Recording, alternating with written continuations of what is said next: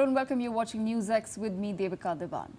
The Middle East is a landscape transformed. Just 40 days since the death of the Supreme Leader Ali Khamenei, and only 3 days into a fragile ceasefire, the world is now holding its breath as peace talks begin in Islamabad, Pakistan. The conflict, also known as Operation Epic Fury, has cost the US more than $45 billion estimatedly in just 6 weeks. And questions are now mounting about the strategy, the intelligence and the end game. Joining us now to make sense of it all is Micheal Lester. He is a decorated Marine Corps combat pilot, a graduate of the US Naval Academy and the author of We Are the Bad Guys. He spent 20 years investigating the mechanic of American power, and today he joins us one-on-one to really make sense of the entire situation. Mr. Lester, thank you so much for joining us on Newsx. I have to, of course, let you know that I've been following some of your comments and some of your work recently, and I get to speak to you at a very interesting time. You've written a book called We Are the Bad Guys, where you do go deep into American foreign policy and what really has led America to start some of the wars in the past. But coming to the conflict today, the US claims that Iran begged for this ceasefire after President Donald Trump posted on social media threatening to destroy the entire civilization. But Iran says the truce is a strategic pause to bring the US to the negotiating table. Whose narrative is the world supposed to believe, Ms. Lester? Hello, Devika, and thank you for having me here. I appreciate it. You know, this is one of those things where, and I cover it in the book, and I tell people question everything. Don't believe one news source. You're always going to get a curated narrative that supports that source's point of view. I think the truth will lie somewhere in the middle, right? Having said that, President Trump is known for a great deal of braggadocio. He exaggerates. Everything is the biggest, the best, the most beautiful. And I don't think Iran came begging. I think they agreed to a negotiation discussion. And that's where I think it lies. I think it's somewhere in the middle. Mr. Lester, negotiations as we speak have already begun in Islamabad, Pakistan. I have to understand from you, why would these negotiations be any different from the ones that were already being led by Oman before the war began? What really changes in terms of the demands? Yeah, the demands are fairly similar. The difference, I think, is the personnel. So Oman didn't really have any skin in the game. They were trying to broker what they could. In Pakistan, their army chief has personal relationships with the American vice president and with the Iranian prime minister. I think that brings a new dynamic. Pakistan is also a nuclear nation. They have more skin in the game in that area, if you will. So I think this brings a different dynamic to the initial negotiations that were with Oman. All right. At the same time, Iran has now already warned that if the strikes against Lebanon continue, all talks in Pakistan will essentially be meaningless. President Donald Trump has tried to address this. He says that he's asked Israel to quote-unquote low-key it. But in your assessment, why is the United States of America not really being able to get Israel to pause for talks? I think this is one of the biggest issues we have, quite honestly. We are finding out, American citizens are finding out that Israel is much more entrenched in the US government than they thought. 2 years ago, you couldn't say anything contrary to Israel. Today, we're seeing protests in the street. We're seeing news articles. We're seeing entire segments of news on the Israeli influence inside American government. And it is extensive. So for that reason, right now, I think many of our top politicians look at this and think, you know what, the political cost of pushing Israel too hard is more than the political cost of letting them continue to do what they do. I don't think that will last. I think the world attention is now on that.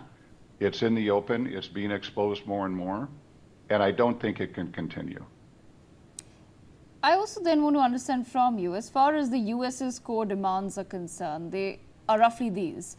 The US has asked a full abandonment of nuclear pursuits by Iran, a permanent reopening of the Strait of Hormuz, which ironically, of course, was open before the war, and an end to the proxy support by Iran to Hezbollah particularly. There was an attempt to change the regime in Iran, and Iran claims it wasn't entirely successful. Yes, they've lost a large chunk of their very, very core and critical leadership that was leading the country for the past many, many decades. But it doesn't seem to have really broken, essentially, the spirit of Iran. Why would Iran agree to these terms and conditions now? They wouldn't, in my assessment, quite honestly. One of the things about regime change, if you will, when you have a tight society, whether or not they agree with their government or not, another government coming in and killing their leaders usually revolutionizes them more. It makes them more steadfast in what they were believing, rather than just saying, okay, yeah, our leader's dead, we'll pick a whole new one. That happens in some countries, usually not with the population the way it is in Iran. I think the US misread the Iranian culture. Being attacked doesn't make them feel weaker, it makes them more emboldened. And the conditions that are set right now, I think they're non-attainable. What we're asking Iran to do is basically abdicate all of its power, give up everything, so that we will stop sanctions and stop bombing it, quite frankly. And as you pointed out, the Hormuz Strait was open. It wasn't closed before. It hasn't ever been fully closed. It was threatened to be closed during the Iran-Iraq war. And that typically is enough, right? The other thing is giving up any nuclear aspirations. You're asking them to do something that historically has not boded well for countries that have done that. We told Gaddafi in Libya, you need to stop your nuclear program. He did. We saw what happened. We saw what happened with Saddam. If I were an Iranian, I would be watching that going, you're asking me to give up my only power I have, and that's not going to work. And we do have to remember that Iran agreed to the JCPOA, the Joint Comprehensive Plan of Action, where they limited their nuclear enrichment and did not pursue nuclear weapons. We were pulled out by that. We were pulled out of that agreement in 2018 by Trump, and that's when they started enriching again. So a lot of this I look at as kind of a problem of our own making. Mm-hmm. When we talk about the current state of Iran, then I want to understand from a slightly military perspective. The Pentagon has released a final combat assessment stating that 90% of Iran's navy is at the bottom of the sea and 80% of its air defenses have been destroyed. What do you make of this assessment and Iran's ability to continue a ground battle if that situation arises and if the war resumes? Well, if that were absolutely true, we wouldn't be in negotiations. We would just be walking in, right? I think battle damage assessments are always somewhat inflated. And in this case, it's a little bit different because it's a very asymmetrical war. Iran launches a $40,000, Shahed drone. We shoot it down with a $4 million Patriot missile. It's going to cost us a lot more than it's going to cost them. One drone, again, $40,000 maybe, can take out an entire tanker. And our assessment that I've seen most recently from our intelligence services is that Iran still maintains at least 50% of its missile force. I don't think that's something to just ignore. I think that we still have a great deal to deal with Iran if that's what we want to do. But again, it's an asymmetrical war, and I don't think that's going to change. Ms. Lester, everyone can't help but wonder, what does the public in the USA truly feel about this war, given that the president was sworn in on a very clear promise of no more wars? Yes, absolutely. That's been brought up many times in our country. This is not what we signed up for. Overall, the American public is absolutely against this war. The most recent polling I've seen is not as high as I would like. It's 58 to 61% are against. But that splits very, very distinctly between our political parties. And in our Democratic side, the polling is 89% against the war. In the Republican side, it's 34%. And it's skewing much more towards the younger people. Younger people are much more against it than the older ones. But even that, given the both sides, not agreeing with each other, overall, it's very unpopular. And most Americans are not for this in any way, shape, or form. All right. I also want to understand your perspective, sir, on Pakistan. What do you make of Pakistan? And you may not agree with this, but it is a known terror state, brokering peace deals for the United States of America. Is the U.S. being foolish for trusting Pakistan while backing Israel's supposed war against terror regimes? How does that make any sense? It doesn't seem to, does it? With Pakistan, India would consider it a terrorist state. The U.S. right now does not. The U.S. seems to be very opportunistic with who it declares a terrorist state and who it does not. I think many people look at Israel right now and say, this is a clear terrorist state. We don't declare them as one. Pakistan, with what they're doing, we don't declare them as one. So whether or not they're a terrorist state is a matter of definition for each country to decide. Why would we trust them? I don't think we absolutely trust them. I think that we are opportunistically using them to get to the table with Iranian leadership, and they can help with the negotiations, but the negotiations are still going to be between the U.S. and Iran. Okay, all right, fair enough. Mr. Lesser, you also just spoke about how the U.S. has perhaps misread the entire situation. I then want to understand from you, do you think President Trump is being poorly advised? What should he be doing instead? I think he is. If you look at Rubio, Witkoff, and J.D. Vance, they're advising him using a plan that we've used for 80 years. It's 80 years old. It's whoever has military dominance, you will use that as your primary political stance, right? Unfortunately, that doesn't work anymore. We're really good at starting wars. We're not very good at ending them, because ending them means we need to use more diplomacy. And diplomacy means we have to admit that military only is not a way to do this. I think what I would like to see is less use of military, more diplomacy, more negotiation.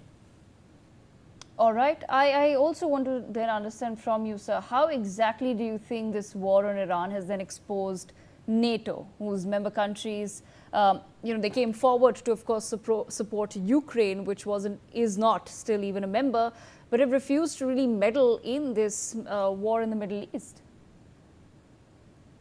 Yeah, it's a strange, it's confusing, right? It creates a cognitive dissonance where it doesn't make sense. On one hand, we have NATO. On the other hand, and again, Ukraine, Turkey is a member in that region, from our point of view. It has exposed NATO to a degree, and NATO is feeling the pressure. The Americans, the American government, Trump exactly, is talking about decreasing or maybe even pulling out of NATO.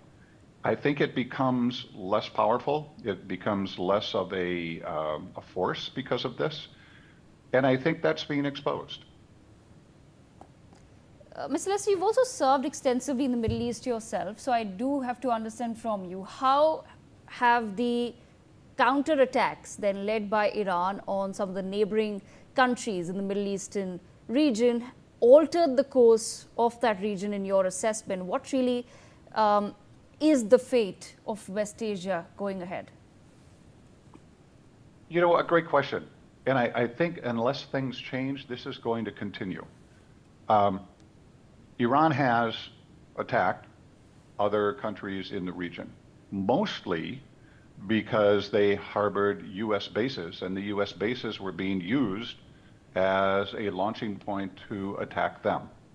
I get in this discussion very frequently with people about, what should Iran be doing? Iran hasn't actually attacked anyone prior to this overtly, and they all claim, well, they do a lot of proxy work. They do. They support some proxy organizations. Most of those are anti-Israel, which they see as one of the biggest aggressors in the region. I think if we took that out of the equation, if we could get Israel to stop attacking Lebanon, Syria, everybody, Yemen, I think this would not be an issue. All right, Mr. Lesser, before we let you go, one last question. You've identified moral and systemic patterns of dominance in your work, and you've also mentioned that they're now manifesting in several ways in 2026. What does the world then truly end up learning from this latest war by America? I think the world is going to learn two things. First, the status quo in what we call the Middle East, Western Asia, can't continue. I think what we should be brokering, what we should be talking about is a comprehensive security plan for that region that the U.S. is not part of. The U.S. should not be the world policeman. It should not be the one that everybody depends on to maintain the peace. And we need to start using our political power, our position in the world, to broker security programs between regional partners. Until we do that, I think this is something that we're going to see continue. And that would be unfortunate. Absolutely. Mr. Lesser, thank you so much for joining us on Newsx with that perspective. Critical points there raised by you. Thank you very much for that assessment. And hopefully the viewers have learned as much as I have from this conversation. Thank you once again for joining us.